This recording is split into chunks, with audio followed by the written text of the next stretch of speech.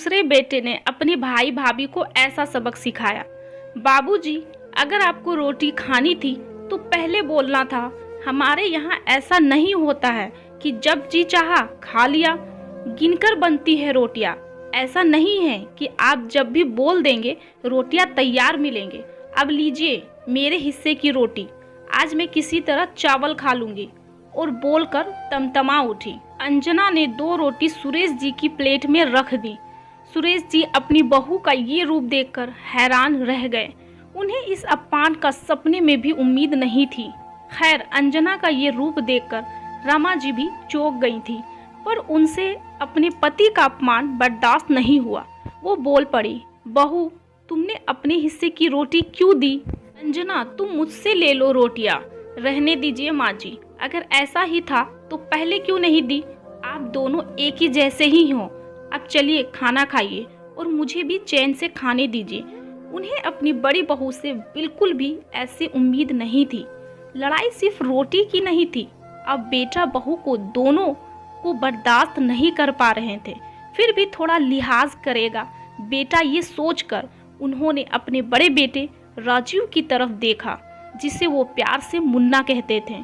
लेकिन जब उन्होंने देखा तो बेटा सिर झुकाए चुपचाप रोटी खा रहा था।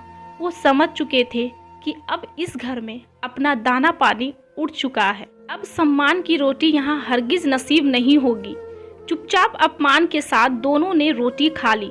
सुरेश जी ने दोबारा सब्जी भी नहीं ली। अगर थोड़ा सा खाना छोड़ देते तो खूब सुनने को मिलता कि आप दोनों खाना बर्बाद करते हो। इधर पति के अपमान और बेटी की चुप्पी से रमा जी की आंखों से आंसू निकल रहे थे, जिससे रोटी भी नमकीन लग रही थी। खाना खत्म करके दोनों अपने कमरे में गए तो कुछ देर तक उनके मुंह से आवाज ना निकली। उन्हें समझ ही नहीं आ रहा था कि क्या बात करें। इतना अपमान, इतनी बेरुखी पहली बार देखी थी। उनके साथ लगभग 2 महीने से यह भेदभाव चल रहा था। आज रविवार होने की वजह से सब साथ में लंच कर रहे थे। वैसे तो सुरेश जी दिन में चावल खाते थे, पर आज बहू ने पनीर बनाया था। रोटी मांग ली तो यूं लगा जैसे घर में तूफान आ गया। इस बात को दिल से मत लगाओ रमा, बहू बहुत थक गई होगी।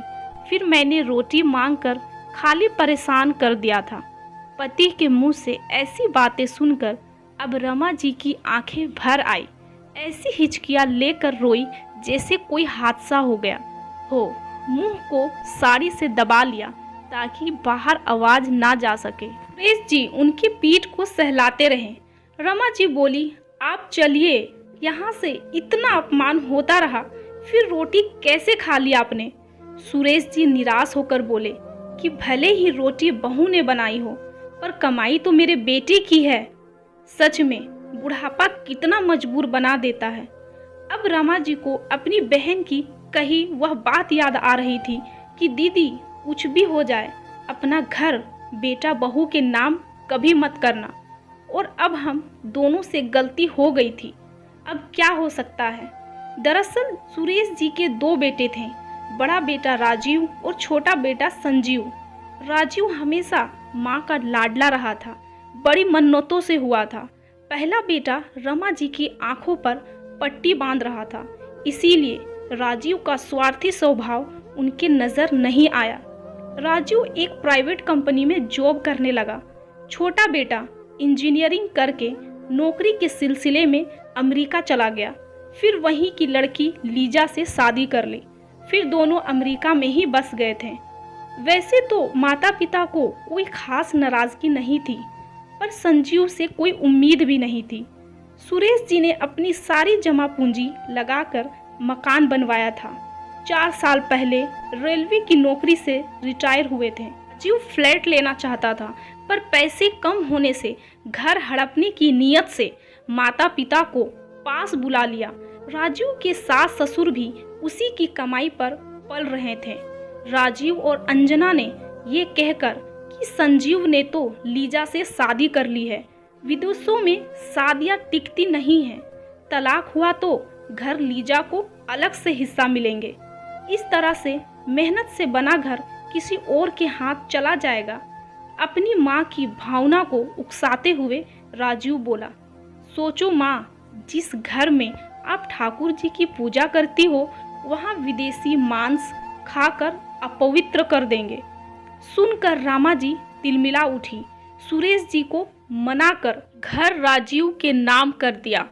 तब तो बेटा बहू बहुत मीठा बोलते थे, बहुत अच्छी अच्छी बातें करते थे, दोनों को हमेशा खुश रखते थे। जब अशोक जी उनकी बातों में आकर अपना सब कुछ छोड़ दिल्ली रहने चले गए थे, कुछ ही दिनों में अपनी असलियत पर उतर आए। वह दोनों उस घर में अब उनके पास पेंशन के अलावा और कुछ था नहीं। घर तो राजीव अपना नाम लिखवा चुका था, माँ बाबूजी को बहकी बहकी बातों पर लाकर। बहू तो ऐसी थी, पति के ऑफिस जाते ही खर्चों का रोना रोती रहती थी, क्योंकि बहू उन्हें याद दिलाना कभी नहीं भूलती कि उनके आने से खर्चे बढ़ गए हैं। दूध दही का खर्च सुरेश जी उठाते थे। एक दिन छोटे बेटे संजीव का फोन आया, तब दोनों पार्क में थे। राजीव ने कहा था, आप दोनों घर में मत पड़े रहा करो, भला नई शहर में वह कहाँ जाते, नए शहर में वह किसी को जानते भी नहीं थे। वह हमेशा कहता था, पार्क घूम आया करो, अंजना को सुकून मिल जाएगा। रमा जी ने रोते बिलखते संजू को सब बता दिया। सुनकर संजीव सन्न रह गया। आने का आश्वासन देकर बोला, लीजा माँ बनने वाली है। सुनकर दोनों बहुत खुश हुए। संजीव जब आया तो माँ पिताजी की दयनीय स्थिति देख सब समझ गया कि भैया ने मकान हड़पने और संजीव का हक मारने के लिए ये सब किया है और माँ बाबूजी को फुसलाकर घर अपने नाम कर ली है। वैसे तो उनका व्यवहार संजू से अच्छा नहीं था, इसीलिए वो होटल में जाकर रुका। अब आगे की लड़ाई इतनी आसान नहीं थी। माँ पिताजी को बाहर खाना घूमने का बोलता तो भैया मना कर देते। बाहर का खाना खाकर माँ बाबूजी बीमार हो जाएंगे और तरह तरह की बातें करता था। अब संजीव अपने माँ पिताजी का घर खरीदने का उपाय सोचने लगा, तो उसने अपनी जमा पूंजी मकान को दोबारा खरीदने में सारा लगा दी। बचपन में माँ पिताजी राजीव को प्यार करते थे। संजीव इस भेदभाव को झेल कर ही बड़ा हुआ था। शुरू से ही माँ बाबूजी संजीव को कम मानते थे, क्योंकि बड़ा बेटा बहुत ही मन्नतों से हुआ था। संजीव को अब कहीं जाकर संजीव को माँ पिताजी का पूरा प्यार मिला। अब की बार संजीव दिवाली की छुट्टियों में आया, लीजा और बच्चों को साथ लाया। माँ पिताजी को अपने साथ रखने के लिए गया तो भाभी ने खरी खोटी सुना दी। खैर वो खुश थी, बोली ले जाइए इन दोनों को, कुछ दिन अपने साथ रखेंगे तो पता चल जाएगा गुंडों के साथ रहना कितना मुश्किल है। कुछ दिन बाद आप विदेश चले जाएंगे, ये हमारे सिर पर ही पटक कर जाएंगे, पता है हम लोगों को।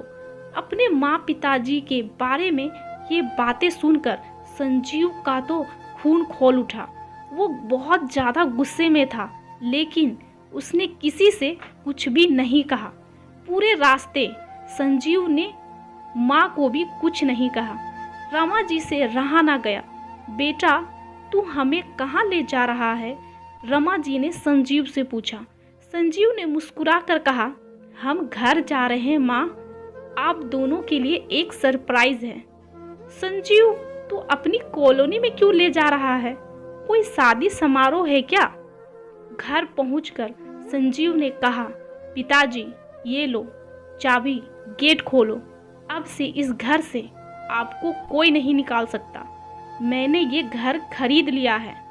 अंदर घुसते ही रामा जी ने पूरे घर को देखकर ऐसे रो रही थी जैसे कोई माँ अपने बच्चों को देखकर। अरे संजीव, तूने तो मेरे ठाकुर जी को ही बुला लिया और चाय का सामान भी है। वाह क्या बात है। अशोक जी चाय के शौकीन थे, सो बोल पड़े। कुछ देर बाद संजीव लीजा और अपने बच्चों को ले आया। लीजा अपनी मामी के घर ठहरी हुई थी, जो इंडिया में रहती थी। आज घर में जो खाना बना था वो बहुत ही ज़्यादा स्वादिष्ट था, क्योंकि उसमें किसी का अपमान जो नहीं छुपा था। आज रोटियां गिनकर नहीं बनी थी। एक बेटे ने माँ पिताजी को स्वाभिमान की जिंदगी दी थी, एक इज्जत की जिंदगी दी थी। आज अशोक जी और रमा जी सोच रहे थे जैसे सारी उंगलियां बराबर नहीं होती, वैसे ही सारे बच्चों के संस्कार एक जैसे नहीं होते। तो राजीव स्वार्थी और मतलबी बेटा निकला, वहीं संजीव जैसा बेटा भी है। मान सम्मान से बढ़कर और क्या हो सकता है। सच में सभी बच्चे एक जैसे नहीं होते हैं। दोस्तों, ये कहानी कैसी लगी हमें कमेंट्स बॉक्स पर अपनी राय जरूर दीजिए। साथ में ये भी बताइए कि ये कहानी आपको कैसे लगी। हम आपके लिए हमेशा ऐसे अच्छी स्टोरी लाते रहते हैं, इसीलिए आप इस चैनल को लाइक, कमेंट और सब्सक्राइब करके हमें ज़रूर सपोर्ट करें। यहाँ तक देखने के लिए धन्यवाद।